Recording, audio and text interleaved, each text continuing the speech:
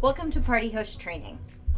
During our session, you will learn what constitutes a party, policies around parties, your responsibilities as a host, how do you identify, handle, and prevent problems, how to serve as an effective bystander, and who your resources are and how to contact them. Inquiring minds want to know, what's a party?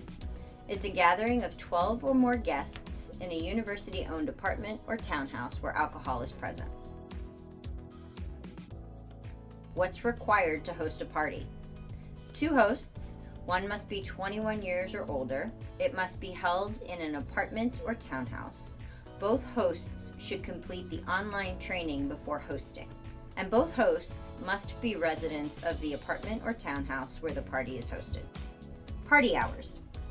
Parties must start after 5 p.m. on business days. Parties must start after 12 p.m. on weekends and holidays. Parties will end by midnight if there is class the following day. Parties will end by 2 a.m. on Friday and Saturday nights. No parties will occur during 24-hour quiet hours and study days. Host responsibilities. Both hosts must be coherent and able to answer questions, follow instructions, handle emergencies. No glass beer bottles, no drinking games, or other contests involving rapid alcohol consumption. One host at the door at all times to ensure no spillage of guests into hallways or stairwells or any public spaces and to maintain safety capacity levels. The host must inform all roommates and residents with advance notice before a party occurs. Capacity levels. Henley, Alumni Square, and Ryan and Hawkins Halls, 25 people. Neville's, Townhouses, and Village A, 35 people. Townhouses are allowed an additional 50 attendees within the backyard. Village A apartments with the rooftop pad are allowed an additional 50 attendees total between both apartments on that rooftop pad. In Ryan and Hawkins Hall, all posted balcony limits must be adhered to at all times. After the party, you must clean up by 8 a.m. the next day.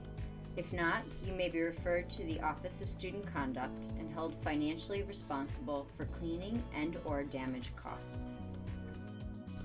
Violations of the Code of Student Conduct pertaining to parties. It is prohibited to provide alcohol to someone under the age of 21 and/or to intoxicated guests. Remember, the legal drinking age in the district is 21.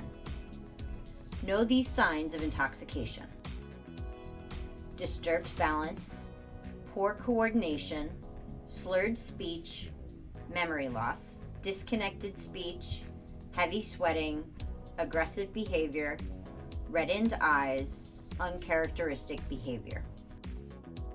Prohibited items. Please note an aggregating factor can be applied if these items are found in use. Beer funnel, board games specifically designed for alcohol consumption, alcohol ice luge sculptures or molds, beer pong tables, possession or consumption of contents of an open alcohol container in public area. You cannot drink outside your apartment except on Village A apartment private patios and in townhouse backyards. Absolutely no consumption of alcohol in any hallways, stairwells, or courtyards. Public urination is not permitted. Make sure your bathroom is working prior to hosting a party. There are no limits on kegs. However, they are only permitted in university-owned townhouses and apartments. They may not be stored in exterior spaces or interior visible spaces, such as near a window or door. Failure to comply means you have not complied with the university official's directive. This includes Georgetown University Police Department and residential living staff, including resident assistants and community directors. Please be respectful to university officials as they will be respectful to you and your guests. Charging an entry fee or fee per cup is not permitted and could result in a party restriction. You are not allowed to host parties when on party restriction. Laws you should know. The District of Columbia Disorderly Conduct Law states that it is unlawful for a person to make an unreasonably loud noise between 10 p.m. and 7 a.m. that is likely to annoy or disturb one or more persons in their residences. A violation of the law is grounds for a Metropolitan Police Department officer, MPD, to issue you a 61D citation or make a physical arrest. A 61D is the equivalent of an actual arrest and is considered a misdemeanor. MPD can also issue a 61D citation for possession of an open container of alcohol, urinating in public, and other behavior also classified as disorderly conduct. Unless the container is factory store sealed, it can be considered an open container. Additionally, the Georgetown University off-campus noise policy states, if sound can be heard beyond a property line, it is probably too noisy and disturbing to the community.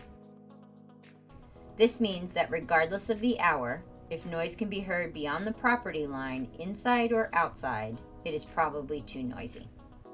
Quiet hours are 10 p.m. to 9 a.m. Sunday through Thursday, and 12 a.m. to 9 a.m.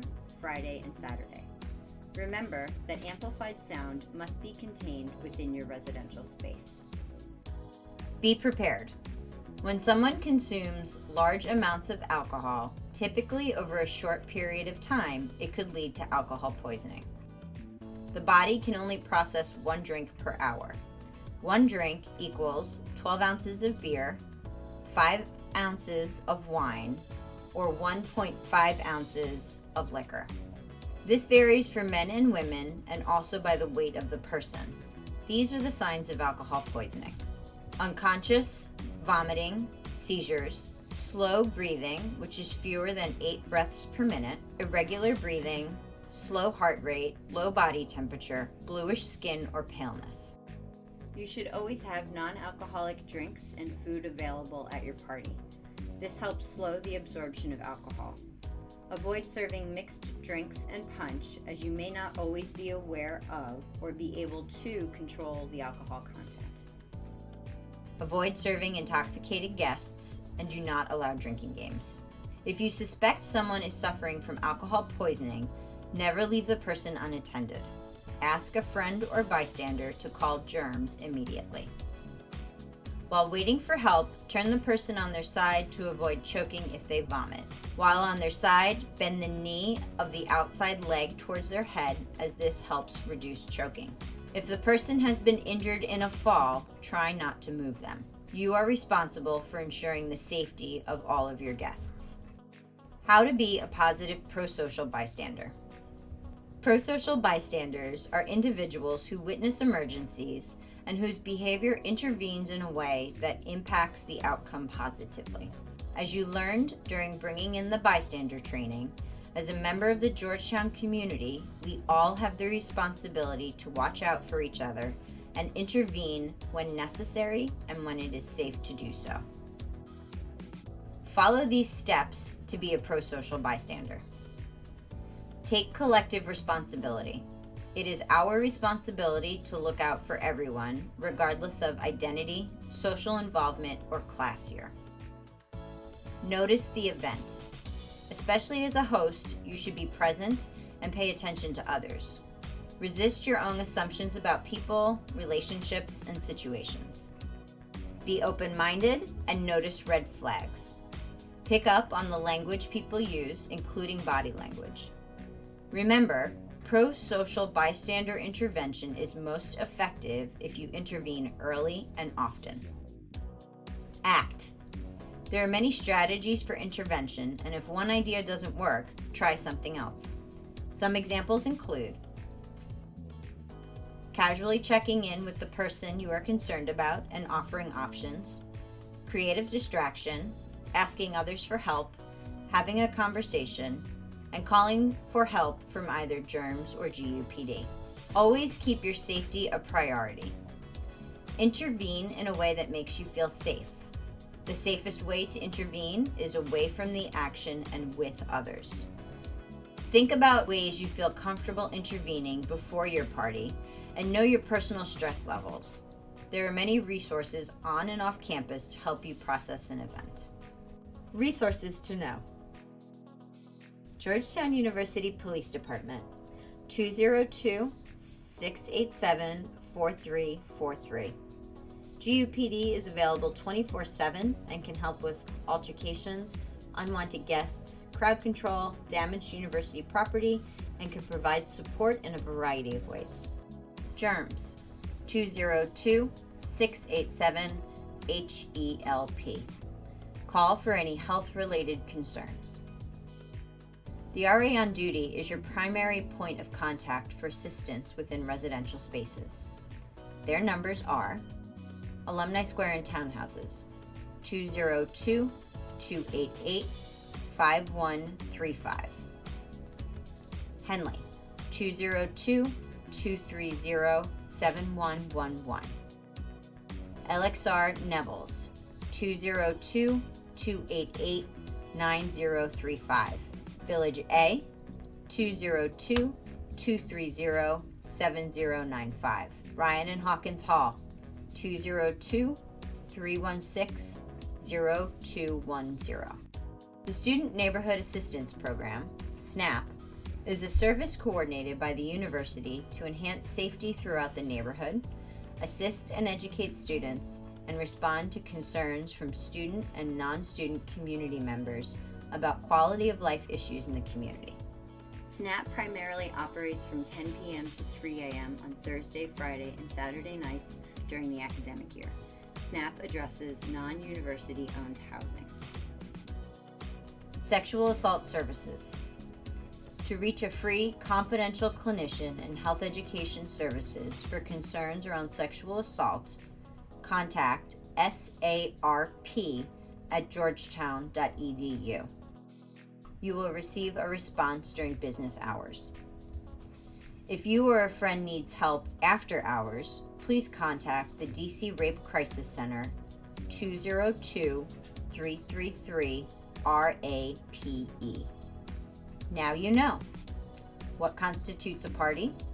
Code of conduct violations pertaining to party hosting, your responsibilities as a host, how to identify, handle, and prevent problems, who your resources are, and how to contact them. This concludes the Party Host Training module. If you have any questions about the content of this training, please refer to the Code of Student Conduct or email residentialliving@georgetown.edu.